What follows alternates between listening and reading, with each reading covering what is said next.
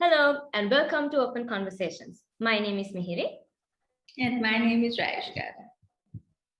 Open Conversations is a platform to have open and honest discussions and conversations and to bring light to various issues that are faced by children, women, and youth in Sri Lanka. It's also a platform to give you, our viewers, the chance and the opportunity to learn about these issues and get important information on these issues. So you can also go back into your communities and be empowered to make a change. So with that being said, let's jump right into the discussion topic for today, which we have named Time for the Talk. And yes, when we say the talk, we are referring to sex education. So it's needless to say that in Sri Lanka, sex education is a taboo, or it's a taboo subject, right? So today we are going to dive into why this mentality that we have within our culture needs to change and how we can start to make that change. So for this, we have with us today two very important guests. So I'd like to introduce them both to you today. We have Dr. Himani Molligoda, who is a consultant obstetrician and a gynecologist. She is also a senior lecturer at the Postgraduate Institute of Medicine and as well as the University of Colombo. We also have Hans Billimoria with us today from the Grassrooted Trust, and they work towards combating many issues related to sex education, reproductive health, and so much more. So we're very honored and happy to have both of you with us today. Thank you so much for dedicating your time to be with us. Thank you for having me. So to start off our discussion today, first I would ask you, Dr. Himani, if you could just walk us through what reproductive health education and what sex education is, because I think quite often there is kind of a misconception about these two topics in the general society, and also there's the confusion of these topics both being the same thing. So if you could just walk us through it and also highlight why it's important that we understand the difference between these two. Thank you for having us on this program. So, I think I'll just go through the official definitions of these topics so that then it becomes very clear to us what each one means and what the differences or the similarities are. So if I just try to define reproductive health education, the WHO defines reproductive health, the same definition that goes for health, which is a state of complete physical, mental, and social well-being, and not merely the absence of disease or infirmity in all matters relating to the reproductive system and to its functions and processes. So this subject, the reproductive health itself, includes safe sex, capacity to reproduce, family planning, pregnancy, and childbirth. And we generally talk of reproductive health when we are talking about delivering health care. So sexuality education, or the UNESCO defines it as comprehensive sexuality education, CSE, and we have sort of abbreviated, I guess, and called it sex education. So the UNESCO defines sexuality education as the process of teaching and learning about the cognitive, emotional, physical, social aspects of the children and young people with knowledge, which will in turn empower them to realize their health, well-being, and dignity.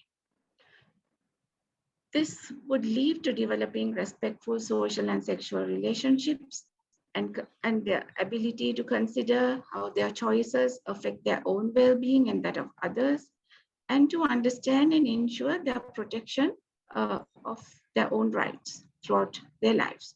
So as you can see, the CSE addresses a few more aspects other than reproductive reproductive health itself. So it also includes and is not limited to sexual and reproductive anatomy, physiology, puberty, menstruation, reproduction, contraception, pregnancy, childbirth, STIs, we call it STDs in our country, sexual transmitted infections, including HIV/AIDS. So as we can see, this is a sort of broad topic, the sexuality education. So when we address sexuality education, then we're talking on all those layers of the fabric, as it were, and try to bring it in together. I hope that sort of answers your question. Definitely, I think it does, and I think it gives more insight to the fact that it is such a broad topic that it's not something that we should actually be missing out on, because it covers such a spectrum of things which are important to our growth as well, right, as individual human beings. So if I am to lead that on to our next question, which Hans, I'd actually like to ask you this, since you've worked a lot with regards to this topic within our country itself. What is the current situation in Sri Lanka when it comes to sex education? I know there have been, this topic is a very, people like to take up this topic because it's such a popular thing to talk about or discuss, right? But I know there's work being done as well, but have we been successful, or is it still a work in progress? Like, where does Sri Lanka stand with regards to this topic? Yeah, I think first of all, we have to understand that sort of UNESCO definition, we like to take bits and pieces for application in Sri Lanka. We don't have that holistic approach in Sri Lanka. So now in Sri Lanka, if you take a look at education around sex and reproduction, it's actually not too bad, and it hasn't been too bad for some years in terms of what is in the syllabus. So, for example, I have here a textbook, which is the Health and Physical Education textbook. This is the grade 11 textbook. Now, in this Health and Physical Education grade 11 textbook, there's quite a detailed discussion around things like HIV, for example, in terms of not just modes of transmission, but about antiretroviral therapy, how people living with HIV can live effectively. There's information around sexually transmitted infections, both in the HPE curricula and the science curricula, because the health and physical education curriculum at grade 9 stops and then becomes an optional subject for O-level, right? So it's there. You have discussions around menstruation, you have discussions around, obviously, reproduction. You have even quite sensible discussions around masturbation. So for example, in the grade 7 teacher guide, and all this stuff can be downloaded from the nie.lk. If you go to that website, there will be links that you can download this curricula, or if you just Google the curricula, you can download the teacher guide and the text in all 3 languages. Now the grade 7 teacher guide, for example, introduces the topic of masturbation. So it's there. However, our problem, the way I see it, in our experience, the problem is not so much content of the curriculum, but implementation of the curriculum.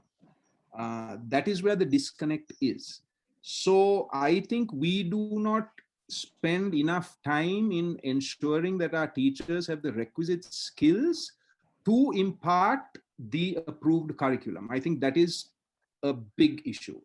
And it needs to be looked at very closely. Now, if you recall, last year, there was a little bit of a fallout over this Ape Hate Pota. And this Ape Hate Pota, everybody, there was a furor. There was a monk who created a furor around this and about the information in this book. Now, for us, it was a little bit laughable to have this furor because that content already existed within the health and physical education curricula. Now, this Ape Hate Pota was essentially, from, as per my knowledge, part of a parliamentary select committee. It was funded, I think, potentially by the ADB or some such organization. And it was positioned as an extracurricular activity for schools. Now, the problem here is just that you cannot have this essential information as an extracurricular activity or try to package it in that way. This has to be part of our mainstream education. We must make sure that our teachers, again, I'm going to say, have the skills to impart the existing curricula. I mean, health and physical education is the only subject where teachers get to decide, I am not teaching this subject. I am not teaching this part of this subject. I mean, it is ludicrous, to be frank, that a teacher can decide, I am not going to talk about masturbation in grade 7, or that a teacher decides that menstruation is not a necessary topic for a boys' school. You know what I mean? So it is only this subject where teachers get to decide whether they're teaching it or not. And I think the key stakeholder here is not just the teacher, but also the parent. Now imagine a parent who goes for a parent-teachers association meeting or a parent-teacher meeting where a maths teacher has not completed the curriculum. Let's say the maths teacher has not taught geometry, or the maths teacher has decided that algebra is in some way unnecessary for her classroom or his classroom. Imagine the parental reaction to the non-completion of a syllabus like math, right? But here you do not have any engagement around the subject, because as you pointed out in your preamble, that this subject tends to be perceived as taboo. So again, just to sum up, we have education around sex and reproduction. The lessons are quite decent. Every review, the lessons get better. Every review, the non-scientific information is removed. We still have a way to go. So for example, in the HIV prevention section, generally any curricula globally would follow what is called an ABC methodology, right? So A is abstinence, B is be faithful, and C is correct and consistent condom use, right? So in our textbook, and it's worth taking a look at it, A is very clearly laid out in terms of do not have sex before marriage and abstinence outlook, that's fine. And then B is very clearly laid out as in be faithful to your spouse, that's fine. But C is interpreted thus: assess your risks and take precautions, right? There is no word condom in the textbook. Now, when we've had conversations with textbook writers, for example, we have been told by them that if you put the word condom in the textbook, ape lamai gila at hada balai, our children will go and experiment if we tell them about condoms. Which begs the question whether our young people in Sri Lanka are actually waiting to read about a condom in a health science textbook to have that information, right? So again, given the access to information that is out there currently, I mean, we have unprecedented access to information. Children at the press of a button can access pornography videos, for example. That has led to conflation of pornography and sex, where children think that sex and pornography are one. There are studies coming out of Australia which show that girls are forced into performing oral sex on the boy as an act of intimacy, because that is the first act of intimacy or the first sex act that they see within a pornographic video, right? So in this age of unprecedented access, I would say it is the responsibility of the Sri Lankan government, the Ministry of Education, the National Institute of Education, and all stakeholders to make sure that there is a frank, fact-based approach in the classroom that deals with these subjects, given the noise that our children have access to online.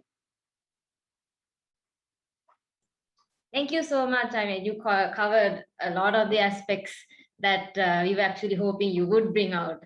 But just if you're following up on the things that you just said, if you could just, in your opinion, why do you think there is so much of a stigma around this topic in Sri Lanka? And why do you think there is still, I mean, like you said, we have advanced so much, but still when it comes to the topic of sex or sex education, yes, there is a lot of stigma, there is a lot of things done it's in the hush mode. So in your opinion, from what you have seen and your experience, why do you think this is still a challenge that we need to overcome in our country, especially when it comes to including this conversation in our syllabus? Well, I think the main reason is these values that we appear to hold dear, at least publicly, in terms of what I often term pseudo-conservative values. So this sort of moralistic approach to sex in terms of, if we talk about sex again, coming back to that example of the textbook writer saying, if you put condom in, they will go and experiment. If we somehow talk about sex, that they will go and experiment and have sex. Now we have to understand a few things. First of all is that Sri Lanka since 2014 has pretty much consistently being rated #1 in the world Googling sex, right? If you go and take a look right now of our status of Googling sex, we will be at #1. At least we were #1 3 weeks ago for 2021.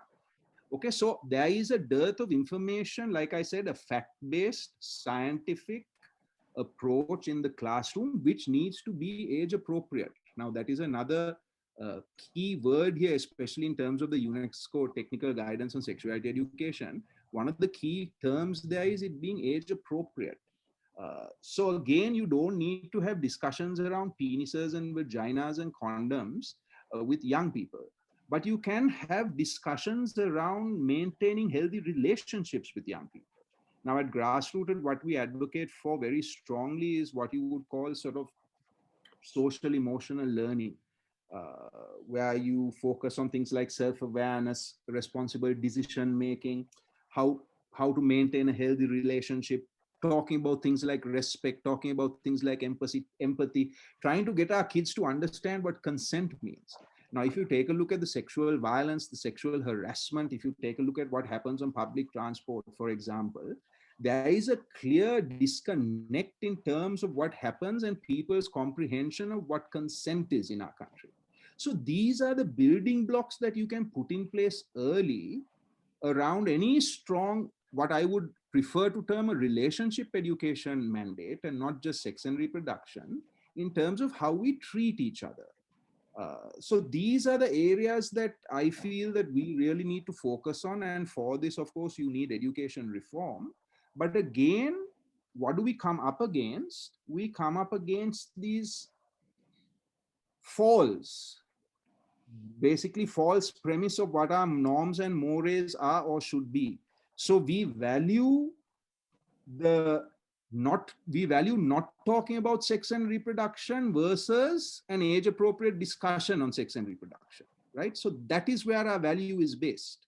So that is our problem. Now, am I laying the blame at the feet of our diverse religions? Absolutely not. But within the interpretation of our religions, especially this sort of Victorian morality that continues to pervade our Buddhism, even our Hinduism, and our different forms of Christianity, we've embraced this Victorian morality.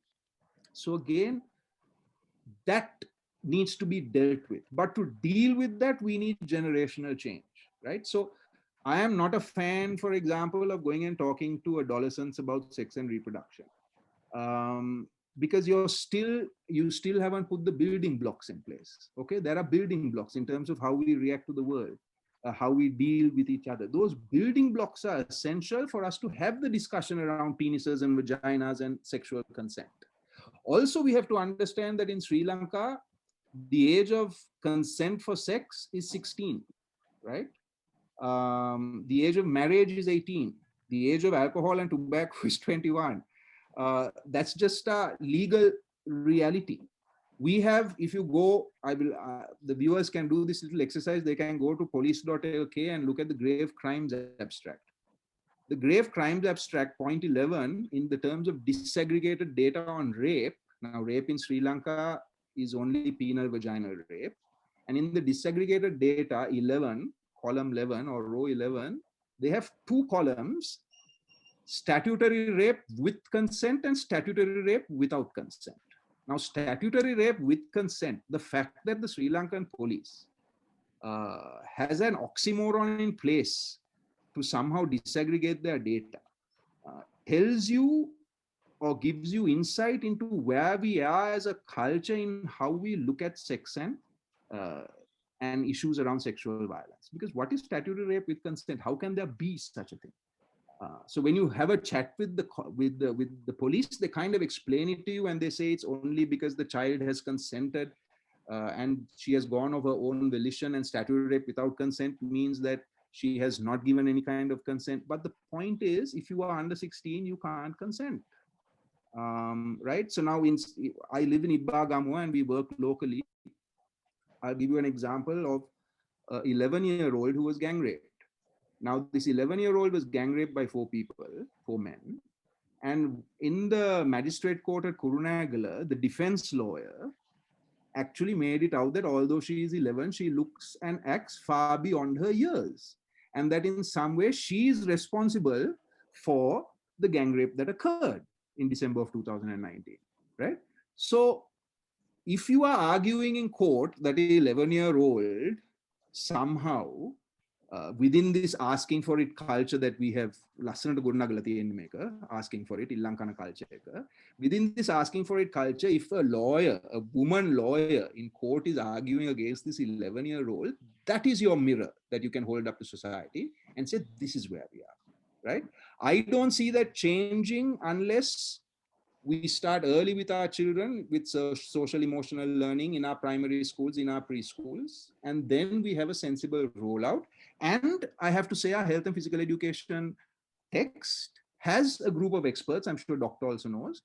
Dr. Janaki, for example, a good friend of ours, she has struggled hard to make sure that the language around, she's an epidemiologist, the language around HIV in the textbook is as it is, even though they have still not allowed her to use the word quantum. That's quite a bit of information to process as well, but thank you so much for bringing all of those things up, because I do think we need to hear it, and I'm glad that there are people like yourself representing this type of a change within our country as well. So thank you so much for that. What I do want to ask next, and I do want to ask both of you this as well, as parents as well.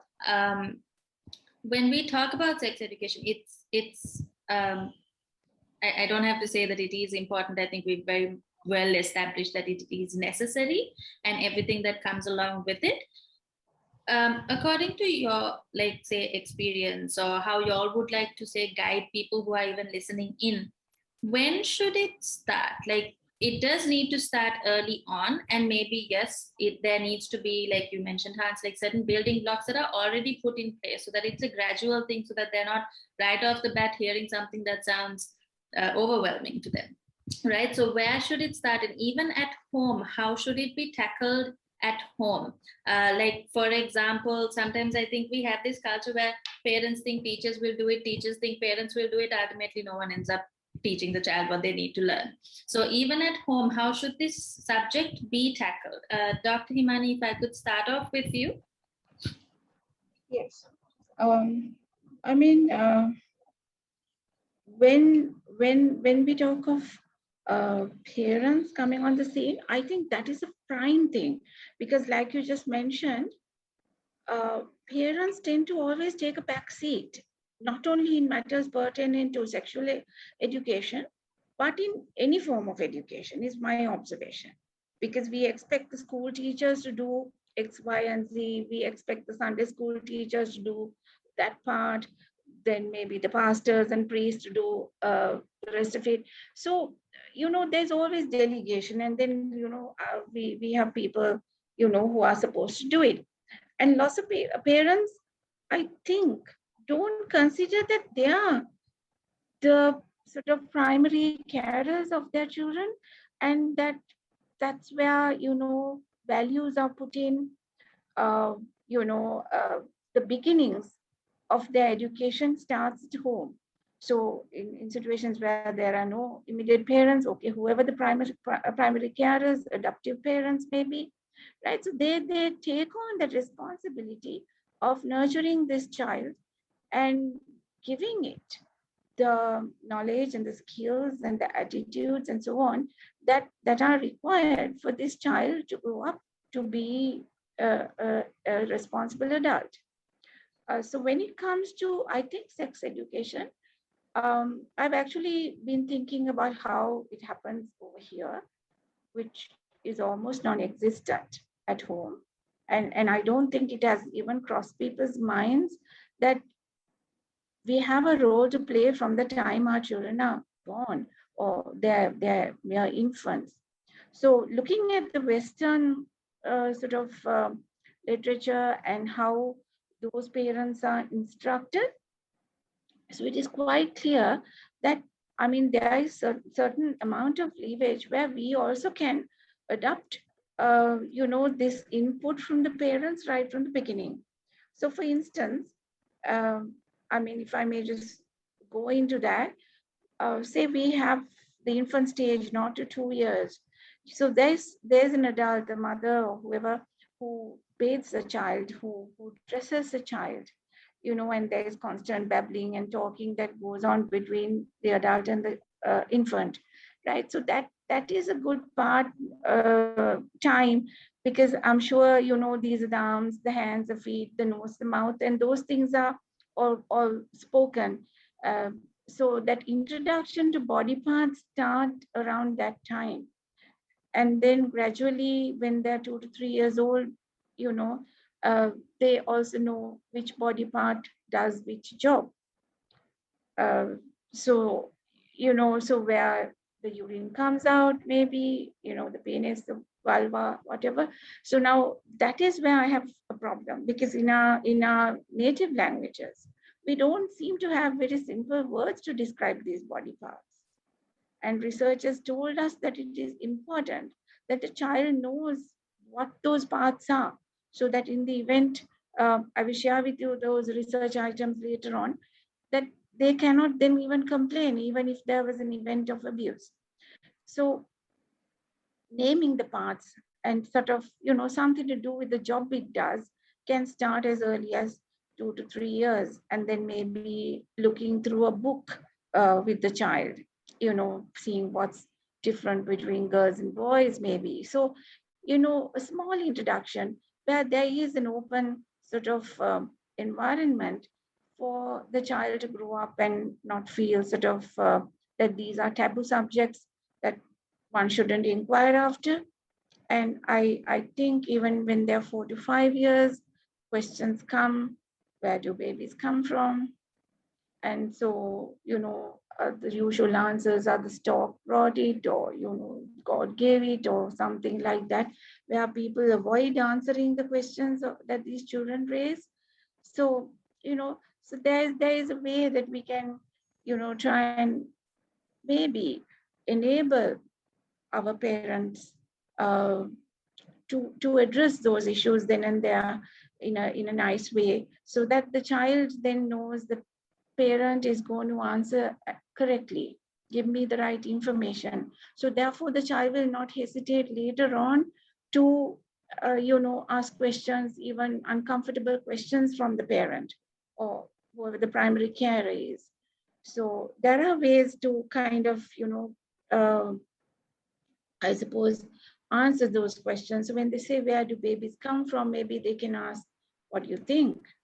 And then, the child will perhaps say whatever he or she already knows. And, you know, uh, so try and give simple answers, which are not sort of falsehoods, might be a good way to go. And, I think by the time they are 6 to 8 years or so, um, they already know, and they want to know how babies come into the uterus, for instance. How does it happen?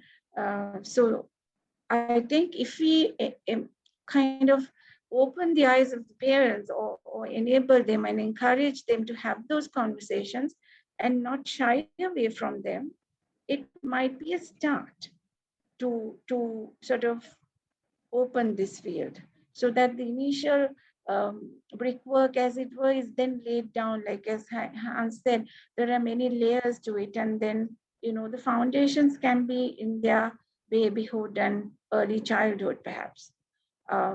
So it can be explained. I mean, the language is much easier to explain in English, but then in our native tongues, we have to, find simple ways of explaining things, I think. So, for instance, we can say, to make a baby, a sperm from a man and an egg from a woman has to join together.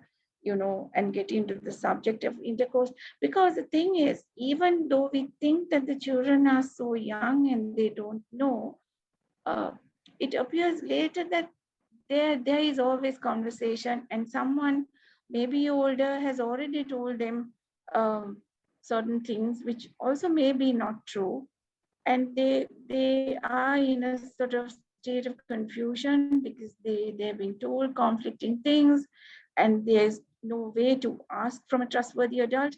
So there is that period where I think there's a lot of confusion and room for them to go astray, or be led astray because they don't know these facts. So I mean, I think that the timing would be as early as possible, obviously age appropriate. So in the babyhood, you deal with that so that the child knows, okay, if somebody tells even a falsehood or mentions, say, about touch, safe touch, or touch that is not appropriate, the child then has that person to go to. And because if you don't lie to the child, it is very likely the child will always come to you when there is confusion. So I think that is a message I think that we should try and let people realize, especially those who are having young children at this time, that those who are concerned about it, because I feel that putting these things into teenagers is so much more difficult. And sometimes it may be also too late because they have already got into trouble by the time they enter their puberty and teenage years, because things are sort of quite bad in that respect. We have to acknowledge that, we have to admit that things are out of hand, and our children are kind of floating around without much guidance, and are being led astray, or they don't know how to seek help, from where to seek help. So I that's why I think it's best to address it right from the beginning. So obviously when we take on, say, sexual education at a particular point in time, there will be the babies and the children and the teens and the adults, the young adults, who maybe don't know still. So, there are different levels, like Hans was explaining earlier, that we need to address and try and sort of make everybody aware of what the real facts are, how much is safe to talk about freely, and and the right language to use, the right communication. So the communication of this information is what has to be taught, I think, because we are all afraid because we know all technical terms, or very sort of or porno material or something. But then developing a method of trying to communicate at each of those levels might be a start. Yeah. If I may add to that. Yes, please. Now, I think doctor is right in terms of everything she said. And I think the school ecosystem is an ideal starting point, because the school ecosystem is where you have the parent, child, teacher, everyone in one setup, right? So it is very easy in terms of a captive audience to access a set of parents, to access children age appropriate, access teachers there. So that language that doctor pointed out, it's very, very important. So now, for example, when we train teachers in preschools and in primary schools, we don't even mention things like vagina or penis, or in Sinhala we say shishne or yonimarga. We don't need to have that discussion. We talk about the private parts, or paudgalika pradesha. You know what I mean? So you can still have that conversation publicly, and there is terminology now, doctor, emerging in Sinhala and Tamil also to have this conversation. Now, in the text box, I'm sharing a report from 2017. It's a child protection report done by the Canadian Red Cross, and it makes very interesting reading, and for me, frustrating reading, right? Now, here's why it's interesting reading.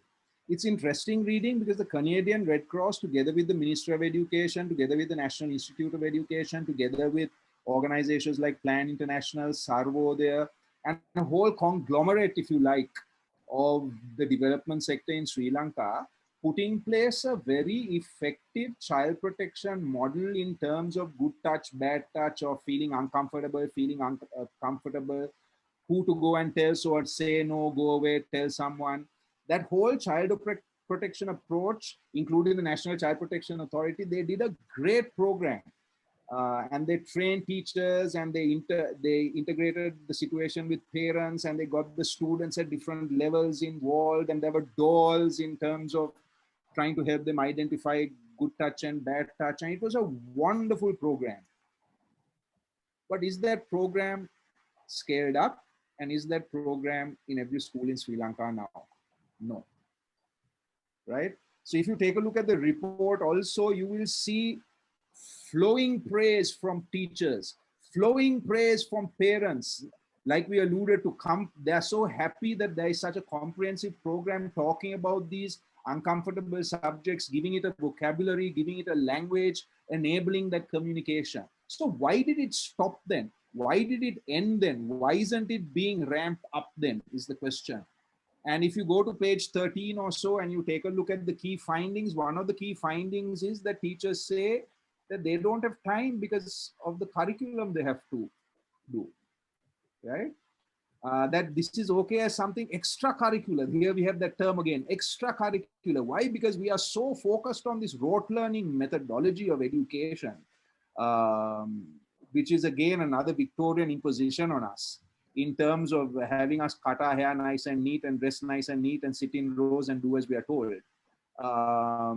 Okay, that imposition on us is continuing to violate our young people's minds, because as the doctor pointed out, we have a vocabulary, but we are not even using it. And look at the euphemisms we use. Now, doctor correctly pointed out, for even the child to communicate with his parents, what is the parent saying to the child in terms of the euphemism? Kurulla, Mia.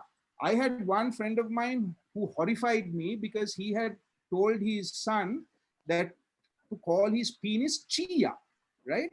So mage chia. Now take a look at the negative connotation of the word chia and then the negative association of the word chia with your penis, right? So here we are struggling. We're struggling to articulate because we don't have a vocabulary that is well known. It exists, but it is not well known. So the question is then, why isn't it more well known? And when attempts are made to make it well known, why isn't there, for example, you wanted to ask what parents can do. I would say parents start a conversation right now with your health and physical education teacher about that curriculum. Look at the curriculum and see if your child is receiving that curriculum. If you have a son, is he learning about menstruation? Now, one of my stories from training teachers, and I say this every time just to give you an idea of where we are. This is a teacher supposedly trained by the National Institute of Education on delivering the health science syllabus. And one of my first questions to a teacher group that I'm sharing information with, knowledge, learning, when we're doing that, I always bring up menstruation because, just to get to the point that menstrual blood is not unclean and kilisankalpaya vihiluak, and to have that conversation, right?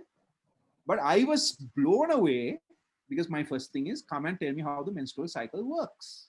And the teacher got up and she came to the whiteboard and she took a pen, and she must have been in her early 40s. And she drew the internal anatomy, the egg sacs, the fallopian tubes, the womb and the vaginal passage. And then she said this: when an egg leaves the sac, there is a wound and blood starts flowing from that wound through the fallopian tube, through the womb and out the vagina, right? And she said this to a room full of health science teachers, and we were stunned. And I said, can you say that again? Can you explain it again? Maybe we heard it wrong. And she said it again.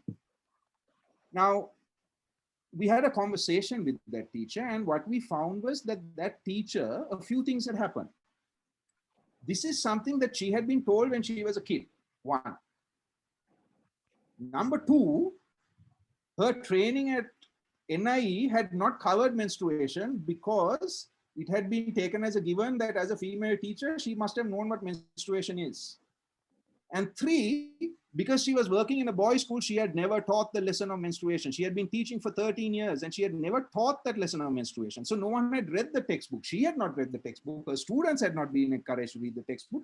No one had corrected her for 13 years of her teaching life in how menstruation works. And this is a health and physical education teacher. Now, it is an extreme example. Of course it is. But it is indicative of where we are and what doctor was talking about. The stories that we are told, the narratives that we are told as children, and how lingering those narratives can be, and how those narratives need sometimes, if not all the time, to be challenged by basic anatomy and science, right? We need science to challenge these narratives. Now, for example, we do not have anywhere in the textbook any discussion on virginity, right? Now, I can't begin to tell you how much virginity is conflated with the hymen. It's like virginity means the hymen means virginity.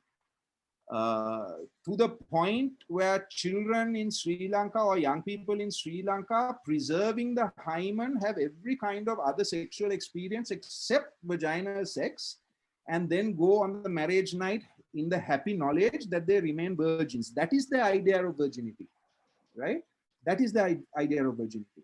Not understanding that if you just Google simple stuff, you will find that hymens differ vastly in terms of how they are positioned in a vagina. Some women are born without hymens. There are perforate hymens that remain intact even to the point of childbirth, because hymens are just so different, right? But we have this one idea of what a hymen is, and then we tell this story. Now, when we were doing a program in Vaunia with young people, when the young girls and young boys heard what we were talking about, one boy got up very upset and he said to me, "Sir, make katawa ඇත්තනම් අපි මේකව sure කරගන්නේ කොහොමද?" Right? If this story is true, how can we be sure of this girl? And my response to him was, "කෙල්ල ඔබතුමාව sure කරගන්නේ කොහොමද? How can the girl be sure you?" So she says, "නෑ මං කියන දේ පිළිගන්න ඕනේ. What I say, she has to accept." And I said, "Well, that is the beginning of equality. What she says, you have to accept, right?" Now, this is just any anatomy lesson on the hymen would sort all this stuff out in terms of looking for spots of blood on a sheet, etc. They can sort all this stuff out, right? To the point where doctors, now, a very good friend of mine, his father was a hotel doctor, Mount Lavinia Hotel doctor. And on occasion, honeymoon nights at Mount Lavinia Hotel, he would be called in to put blood on the white sheet, right? I don't know, doctor, if you have done it, but Dr. Verni Abenayaka, I don't know if you know him, Dr. Verni Abenayaka used to go and he used to be called on to put blood on the white sheet because Kiri Amma, they're all waiting to see this white sheet. And he would very carefully put the commensurate amount of blood, a little bit of blood that would come from a torn hymen during vaginal sex onto that just to keep people happy. A couple of years ago, or a few years ago, another doctor friend of mine, a younger chap, about my vintage or a little younger, I was telling the story and he said, Machang, I also did it. So I said, "Okay, where did you do it?" "No, I had to go to Cinnamon Lakeside and I also did it." So I said, "How did you do it?" So I went in. A couple had sex before, but they were waiting to see the thing. So I said, "Okay, whose blood shall I use?" I took a syringe. And then the boy had come forward, as men do, and said, "Take my blood." And he had taken half a syringe full and he had spurted it all over the sheet. Right? And then this is the sheet now they have gone and shown. Now I was like, if the grandmother and the mother and the people waiting to see the white sheet had any idea of the normal quantity of blood that a hymen gives out during vaginal sex, and they see this sprayed sheet, this blood splattered sheet, I mean, you understand, but that is where we are. That is where we are. So coming back to the doctor's point in terms of language, the language now exists. The language in Sinhala and Tamil exists. We are always, especially with the older children, encouraging them to use words like Shishnaya, Yoniya, Yoni Sansarge. I mean, it even sounds nice. You know what I mean? The problem, as doctor pointed out, is when there is an absence of language and there is only, let's say, a kind of equivalent in terms of our filth, a vernacular of filth, where we use derogatory terms to refer to body parts, then having that conversation is difficult. Okay, so the language exists. There are terminology guides that have been developed by organizations like Family Planning Association of Sri Lanka, UNFPA Sri Lanka. They have developed terminology guides. UNFPA has a wonderful book called 100 Questions. And if parents are listening, I would encourage you to go to Family Planning Association on Buller's Lane and try and get your hands on a copy of 100 Questions and use that as a catalyst for conversation with your adolescent child. Because there are lots of questions in all three languages covering issues around sex and reproduction in a very frank, open, scientific, accessible, accurate, and comprehensive manner, right? So those resources exist out there. It's about accessing those resources and wanting to access those resources. Also, another thing about parenting, I'm a father of a 4-year-old, right? She keeps me on my toes. She's going to be 4 on Friday. She keeps me on my toes and she's a sponge. Doctor, you know what I'm talking about. She's an absolute sponge. She's watching us. She's learning from us. There is a psychological term called learning behavior where children learn through observation.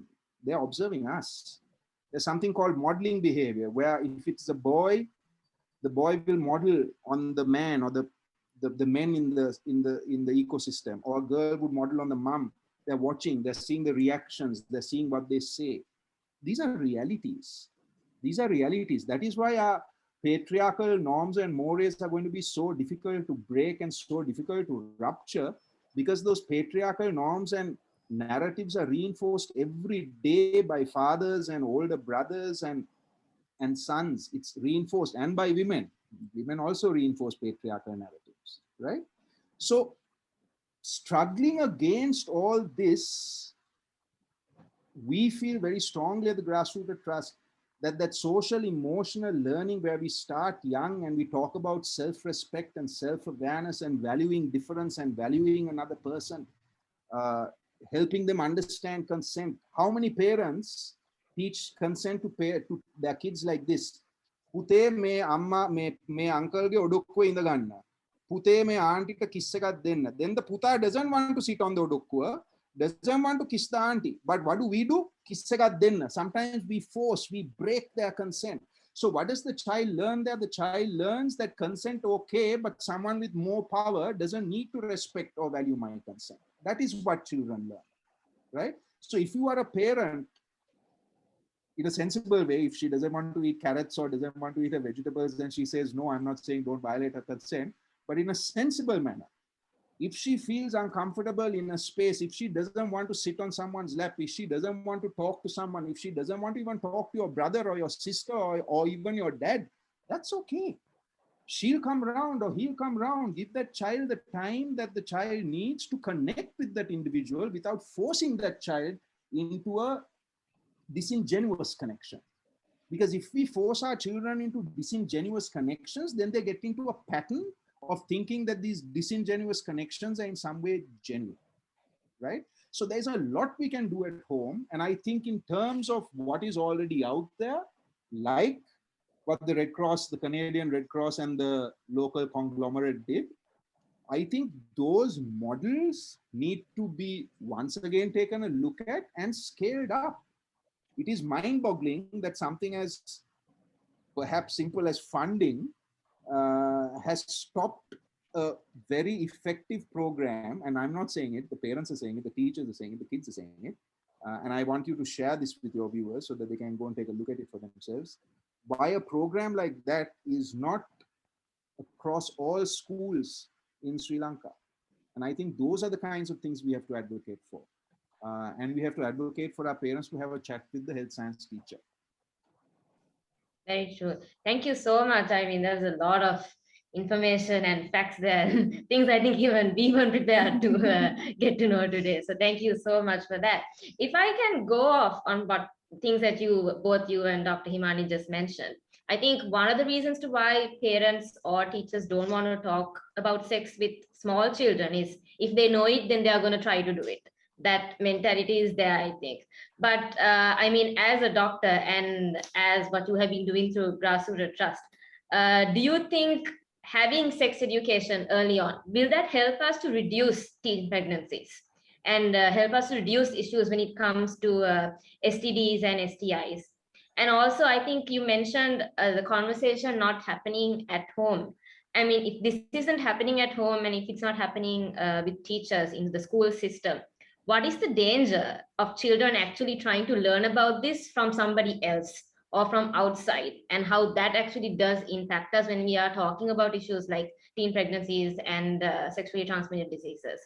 So if Dr. Himani, could you share your thoughts with us first? And Now, the first one, Aniki, that you said was, how does sexuality education impact on, reducing STIs, teen pregnancies, and so on, right? So those are the some of the adverse outcomes of not having prior knowledge. See, if the child has been empowered with sufficient knowledge about what he or she should know at the appropriate ages, so by the time they become pubertal, adolescent children, they will know the answers to the basic questions: what's female, what's male, how do males and females come together, what is consent, when, what are the accepted norms of these activities, right? And what are the adverse outcomes? See, because say for example, if we take a traffic offense, if we know that we are going to get copped if we say jump the red light, for instance. See, because we know we don't want to rustify in police stations and go to courts and so on, we will not commit traffic, local action to whatever we do at that point. So because of that, we will somehow, not commit that offense, right? So similarly, if we know that if we don't look out for ourselves, then that there can be consequences.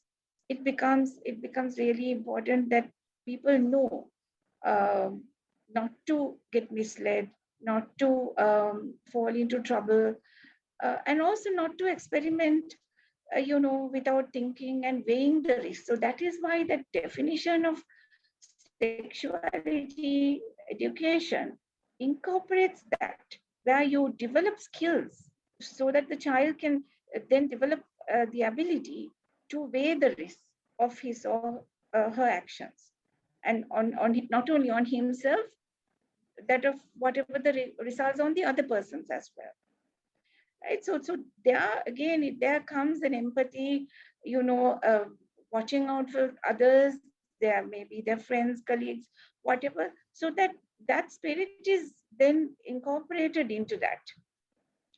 Because we live in a society where we only look out for our child, we think it doesn't happen to us, it's someone else's problem. And that's where this whole sort of thing lies at the moment, is what I have observed.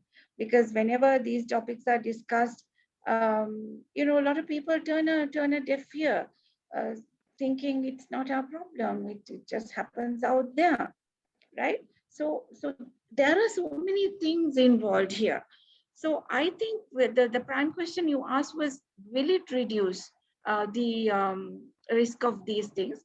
I think the dangers out there have to be more public. For instance, I have with me, I think I can share it with you later, the statistics from the National STD and AIDS Control Program in Sri Lanka. The 2020, that's last year's report. So is there any possibility that I can share it?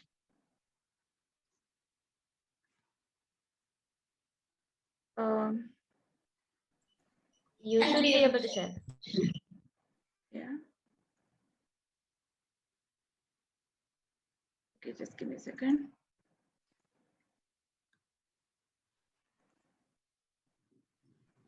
Yeah. So this is the 2020 annual report. And here you can see the new cases diagnosed in 2020. These are only the reported cases. So 150 heterosexuals, 41% there. And male to male sex, 47%, 173. So that's a huge number. And these are new cases for last year. So going further down, this is an alarming thing. These are 15 to 24-year-olds, new cases. And then, thankfully, it's a little less last year. But here's like 40 boys and 4 girls, right? So this sort of thing is not known by the public, or this kind of thing is not talked of. So I think just by having that public awareness, we are not free of HIV/AIDS. It's there, and it's not only amongst the homosexuals now. The percentage of heterosexuals is high, so this is dangerous. And then here are the young people, new cases, 15 to 24 years. And then this one is also alarming. And this, I think it reflects what I see in my own practice. Although I do have a limited gynecological practice, I see this sort of thing day in and day out. See, this is genital herpes, non-gonorrheal infections, warts, right? So these are things that have long-term effects. And then, syphilis is also around. So I think our young people don't know this. And therefore, I think they're very hesitant to use condoms, because we know everyone is sexually active. When I say everyone, it means a fair number of young people, including teenagers. And the reluctance to use condoms, plays a big role in how these things spread. And these are just the cases that have been reported to the HIV/AIDS program. And I'm sure there are much more. This could be the tip of the iceberg. There could be much more out there, because most of them, get treated outside. They never get properly tested or reported. They never go when they're referred. So there's a lot of cases that are lost here. But I think these are very significant figures for us to sort of keep in mind, and especially this one. This one is really worrying me. So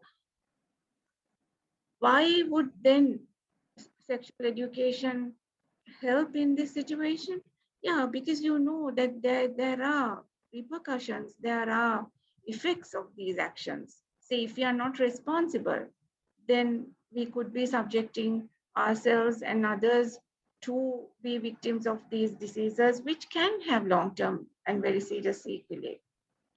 So because now everybody, I mean, in my, I'm sharing some of my experiences where I find that these young couples who are sexually active, so, the girls would come along with say, some STI or suspicious of an STI, and they're not even on contraception. They're on, if at all, emergency contraception. And then the guys, apparently they seem to know when they should use a condom and when not to use it, and so on and so forth. So it becomes a very, very dangerous game here. So, I mean, I seriously counsel my patients who come to me, which are obviously the girls, and I tell them, please, if you are sexually active, please be on a regular pill. Don't depend on emergency contraception and so on. And I also take it a step further, and I say, just keep it yourself that you're on the pill. Because if you are sexually active outside of a safe marriage, then you are out there in a very sort of fluid relationship.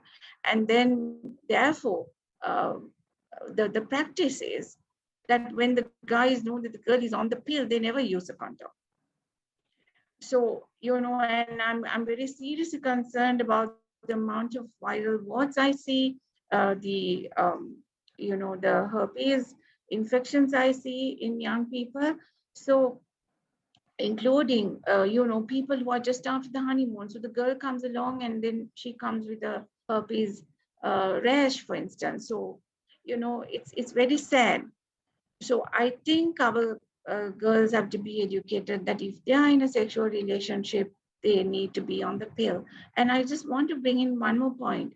So I do ask them, why is it that you're not on the regular pill? Why are you depending on the emergency? So I don't want to be on the pill because, then everyone will know I'm on the pill, those at home. So and very sort of very shallow reasons for not being safe. And I think as a society, I think it is better for us to accept that it is safer for our teens or the young girls outside of the marriage to be on regular contraception, that the guys use regular condoms, because without that information, they are not going to be motivated to use that. So when they see me, then I break it to them saying, look, you are at risk of these things. So because of that, take double protection. Use the pill, use the condom, because that's the only sort of safe thing to go. Because this whole abstinence theory is difficult in any part of the world, right? So that is a totally impractical thing, and we may preach till we are blue cheese, but that's not going to happen. So I am very open about it, and I think because of that they do tell me where they come from and then their insecurities, but then it's only just few of us would be able to do that. So I think in general, if young children, including boys and girls, because the thing is, I think Hans mentioned that when he was talking about his experiences about the virginity thing. Similarly, the guys seem to be, out of the whole thing. They're not responsible. So they come into the picture only in the marriage situation. And like you said, then they try to wean out this good girl. So so it's a very sad situation. But I think it's a responsibility of us as a society to also educate the boys, not only on menstruation, on contraception, and their responsibility in propagating all these STIs, and being responsible for their actions. See, if they're say driving on the road, then they need to know the road rules, right? They cannot say well, my dad gave me a vehicle and so on and so forth. That doesn't mean they're going to be safe drivers. So that responsibility and the empathy for your partner, and now it's partners, I must say, comes only out of a certain um, uh, way of actually inducting in them to a moral way of thinking or a responsible way of thinking. So sadly, the society doesn't sort of value those anymore, is what I'm saying. And so it becomes a norm to just do your thing and get along. So it's a very difficult thing. So that's why I think that this whole thing it has many layers. So each of us in the society can do each layer, as it were, because our expertise or our abilities or the approaches that we can adopt, we can cover certain areas, and then maybe together we can sort of make it more holistic, because sexual education is so important.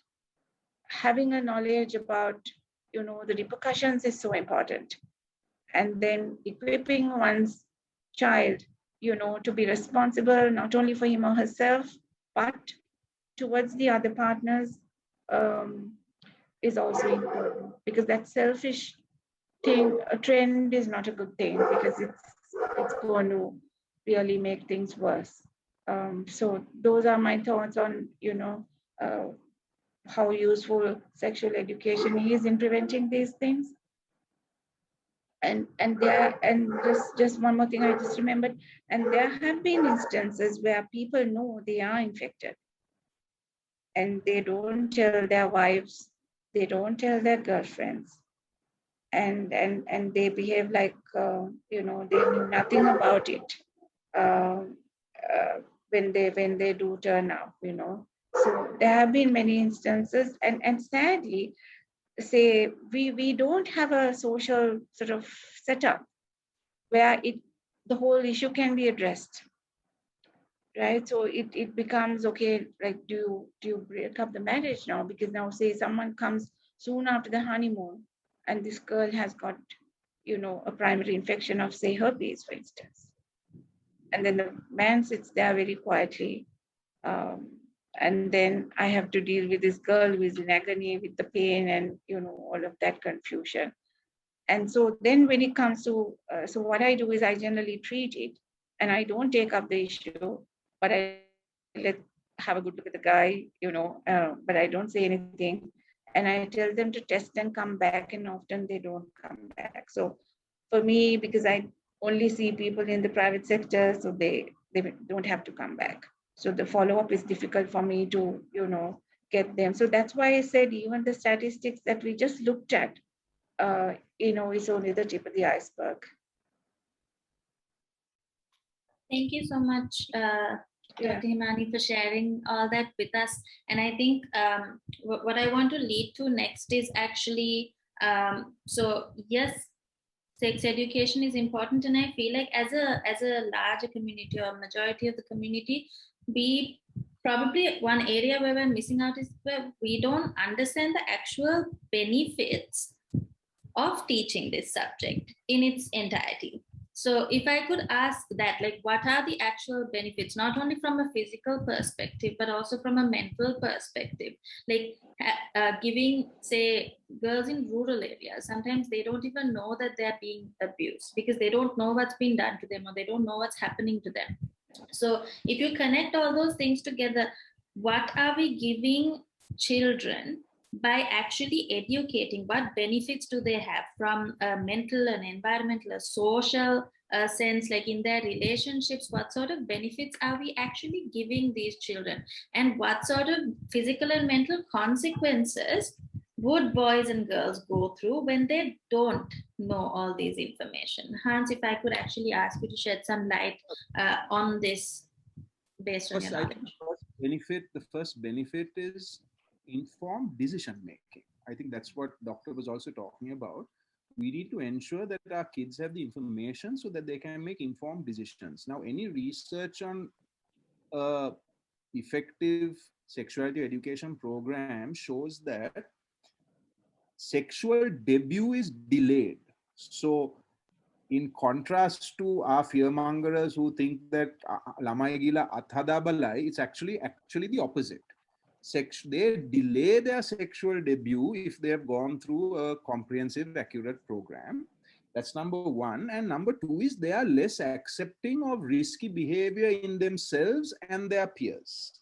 So those are two key findings that you will find common in terms of an efficacious sexuality education intervention. Also, in terms of, again, making informed decisions, again, doctor talked about emergency contraceptives. I am afraid that in our country, Postinor 1 and Postinor 2 and all the others, even George Stewart's is now doing an emergency contraceptive. These have become, doctor, you can correct me if I'm wrong, but in our experience, these have become the contraceptive of choice.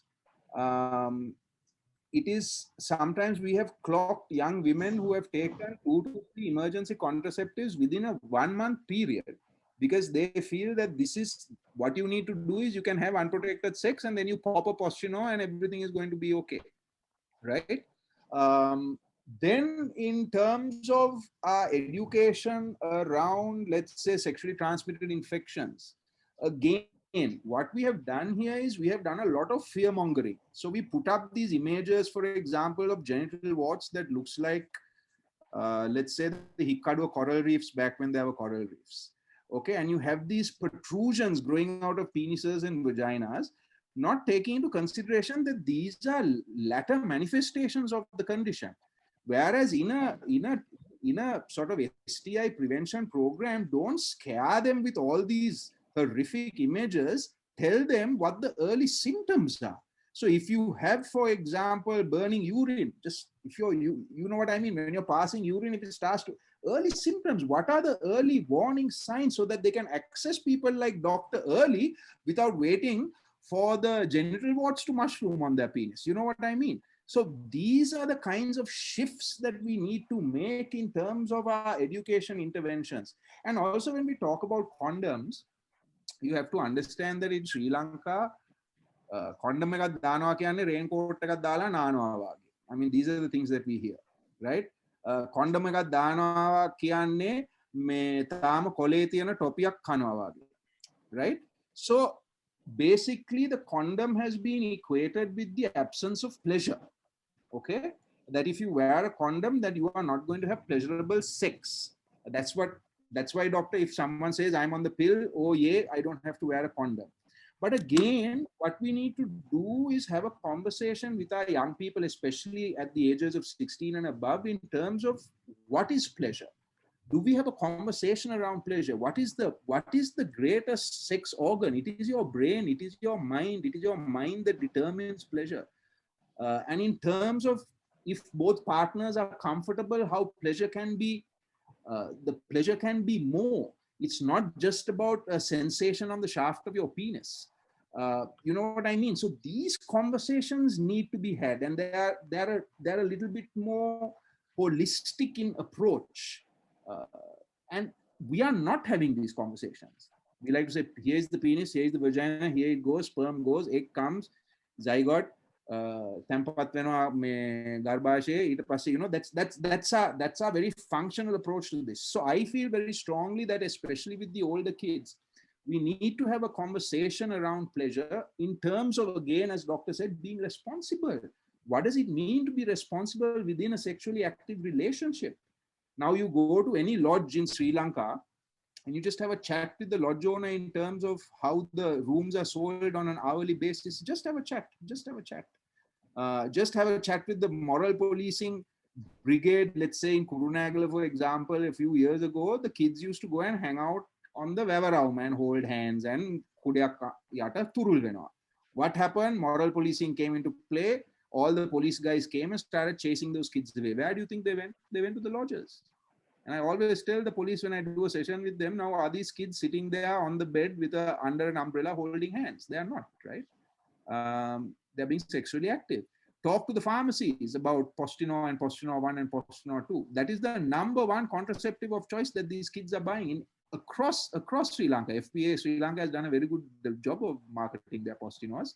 And that's why there are other players like George Stewart's now who also have come with an emergency contraceptive pill. There are about 4 or 5 different kinds of emergency contraceptive pills. But again, as doctor pointed out, imagine if you have this discussion in terms of what is the available contraception in Sri Lanka, and you have this within a classroom setting, and you have these conversations, not with the intent of making our children and our young people more promiscuous, but completely the other intention in making sure that our young people and children are well informed in terms of making responsible decisions. And in terms of the HIV data that Dr. shared, thank you, Doctor, because I was going to talk about that data, so you helped me out by showing it. 15 to 24, right? So why are we not focusing on an HIV prevention program, even the current HIV prevention program that we have in the textbook, in this textbook? It's all here. It's all here. So why are we not focusing on making sure that that is taught, given that our statistics are showing new infections, right? Given that our statistics are showing that the 15 to 24 age group, given that the statistics in terms of how many people will say an awareness program and how many people will see a maths textbook, right? If the textbook, you're looking at the textbook is there. You're in the classroom. Everybody has to go to school. You don't need it to be on TV. You don't need it to be in a newspaper. You don't need it to be on Facebook. It's in a textbook. And you have a teacher there who is teaching it. That is what we require. And in terms of HIV also, we are at a stage now where the only people who infect another person with HIV is someone who has not been tested or someone who is not on treatment. Those are the only people who infect people with HIV today. Because if you are HIV positive in Sri Lanka, you are on free antiretroviral therapy from the government. And when you are on free antiretroviral therapy, it depletes your viral load to the point of it being undetectable, which means it is below 50 copies per milliliter of blood, which means that your body fluids, anal mucus, vaginal fluids, semen, blood, and breast milk cannot infect another person. That is just now the reality. Since 2017, that is the data that is coming out. Since 2018, Sri Lanka has eradicated mother-to-child transmission of HIV and syphilis. That is a reality, and we are WHO certified. The reality is that Sri Lanka is feeling so buoyed by this that they have put a 5-year, they have brought forward the global target of 0 new infections, 0 AIDS-related deaths, and 0 discrimination. The global target is 2030. The National STD/AIDS Control Program and Ministry of Health has said by 2025, we are going to have 0 new infections and 0 AIDS-related deaths, right? Because we have the science, we have the technology, we have everything that we need to do it. But as doctor said, how many people know about the 15 to 24 age group and the cohort of increase, right? So there is a definite breakdown and disconnect in terms of the Ministry of Health, in terms of, let's say, the Family Health Bureau, in terms of the sharing of information. It's all very piecemeal. You'll have a little project, someone will come and fund it, something is done here. You'll have another little project, someone will come and fund it, and something will be done there. But there is no sort of coherent, overarching education reform that is required to make sure that this information is there in our schools. And again, I will say, the school ecosystem includes parents. You can take the parents along for a ride on this journey in terms of how they can communicate with their kids in an age-appropriate manner. I sound like a broken record, but unfortunately, it is incredibly frustrating that the powers that be continue to ignore this and come up with interventions like Ape Hate Pota, which then are quickly shelved, right, and forgotten about. So for example, in 1994, there was a magnificent book put out by the government called Udavu Yavana, right? It is a book in Sinhala. If you can see it online or if you can download it, it is still a good book. And this Udavu Yavana was basically put together by a team of experts in using Sinhala in a extremely accessible way in terms of how children and teachers and parents can understand. When I was at a school recently, I was told that there are some books about sex education. And I said, where? In the library. So I went to the library, and in a cupboard locked up from 1994 were about 100 or 200 Udavu Yavana books, never given out, because my goodness, how to give these books to the children, right? So that is where we are. We have this moral policing that is completely and utterly counterintuitive, counterproductive, and based on no reality, really. So if this is to change, unless the powers that be, because we can shout, we're activists, we will shout till we go hoarse. And doctor sees it through her experience, and she will keep communicating and saying, this is happening, but who is going to listen to us? The powers that be have to have the political will to make this change. And right now, they don't have any political will to make this change. They're not really bothered. Thank you so much, Hans. I mean, I think we covered a lot of ground today, and I think some of the stuff I think even we were not expecting to hear, and it was really just refreshing to see. And given the fact that both of you have so much experience when it comes regarding this topic. So just to wrap up our conversation today, from your experience as a doctor and as an activist, what can we do in terms of as individuals? How can we make an impact? So the conversation of sex education will no longer be taboo, and children will no longer be learning about this on their own or learning it online and getting the incorrect information, or worse, watching porn and thinking this is what sex actually is, and then being disappointed when it's not, and that leads to other kind of mental issues and relationship issues. So from your experience, how would you say that we should go about in making this change, or what do you think we need to see change in our societies and in our families in order to overcome this whole mental status that we have of this being taboo? Dr. Himani, if you could answer first. Yeah, I mean,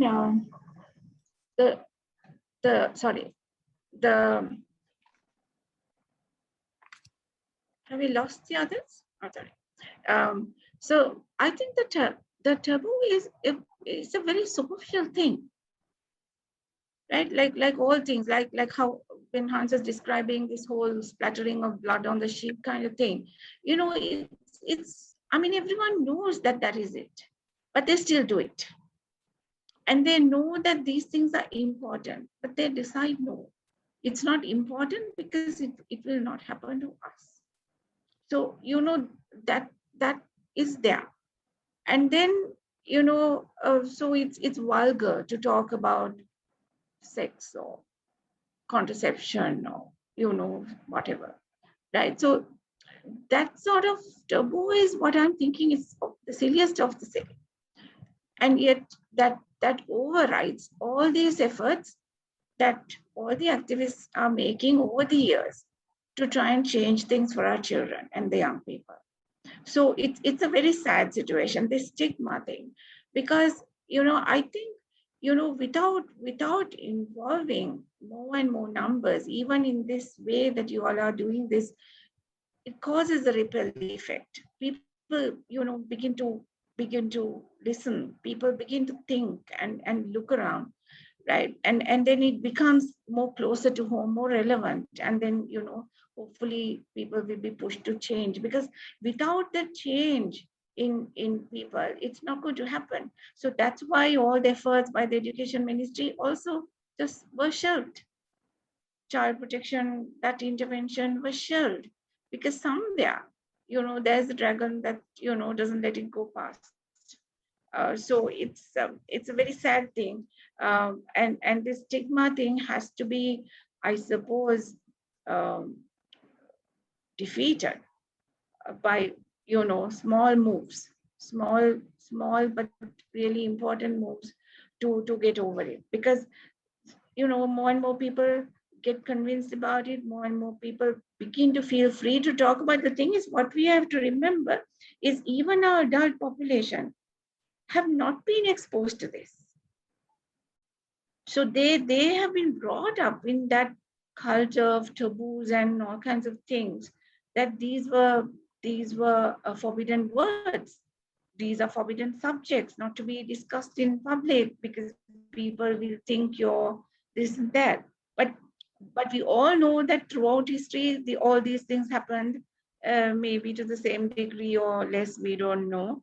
But all these things existed. But now with the increased populations and more sort of social media and news and so on, we are beginning to hear about these things more, and the numbers are greater. So that whole taboo thing and the stigma, I think, can be overcome with these small movements, because I don't think a huge political change is going to come that is going to address all these important issues pertaining to our children or young adults. That is not going to happen.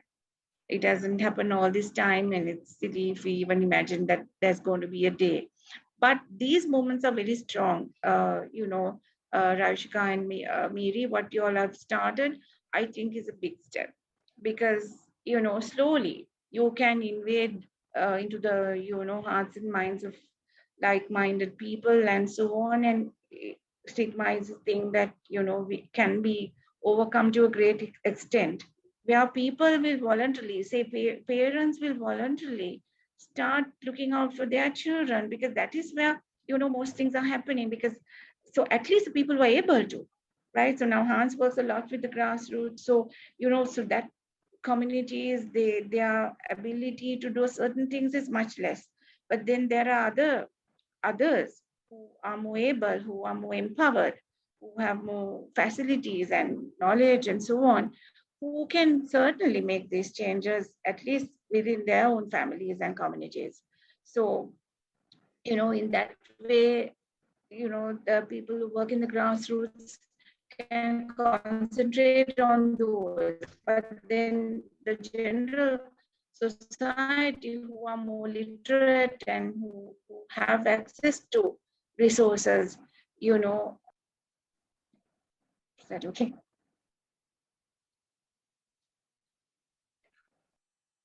Thank you, Dr. Himani, for sharing your thoughts. Hans, is there anything that you would like to add? Yeah, I think that you can begin by laying the groundwork for open lines of communication with your child.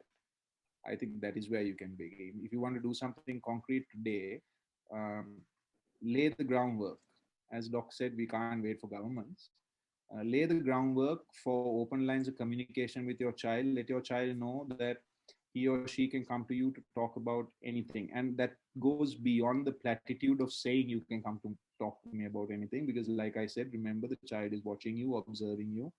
How you react to a similar situation that your child might be in might be a deterrent or a catalyst for your child to come to you. Okay. So build that relationship with your child. I think that's the first step. In terms of resources, are there resources out there to help you? As doctor said, if you are online, if you are watching this, you can look at that link that I put up in terms of what the Canadian Red Cross has done. You can go to a website that we run trilingually called bakamoona.lk, and you can see the resources there that are available to parents in terms of having a conversation with their child. You can right now today, and if you have negative euphemisms for genitalia, maybe try and use words like penis, vagina, shishnia, yonia, and things like that. Those little changes will really be helpful. Definitely, I think those little changes are what will help us go a long way as well. And I hope for all of you listening in today, whether you are a parent or a teacher or an individual who's looking for answers, who doesn't know who to talk to, that this conversation would have given you a bit more insight and would give you that comfort knowing that it's okay to want to question these things. It's okay to want to talk about these things. And there are good sources out there for you to actually get your information from. So with that, we actually will be ending and concluding today's discussion. I want to say a big thank you to both of you, Dr. Himani and Hans, for taking the time out of your busy schedules to actually be a part of today's episode. And it was a very, very insightful discussion from Mihiri and myself as well. And we're so glad that there are people like you out there wanting to make a difference in our community as well. Right. Thank you very much. It was a pleasure. Thank you. Thank you, Doctor. Thank you. And for our viewers, please remember to subscribe to our channel and follow us on Instagram at Open Conversations SL. We will also be sharing information regarding bakamoona.lk and Grassroots Trust as well. So for anyone who wants to get resources or even want to reach out for help, we'll be sharing a few numbers which you can use to reach out for help if needed. If you do have any other inquiries or questions that you'd like to ask us, please don't hesitate to get in touch with us. We will have our emails as well in the description box below. So until then, until our next episode, stay safe and goodbye.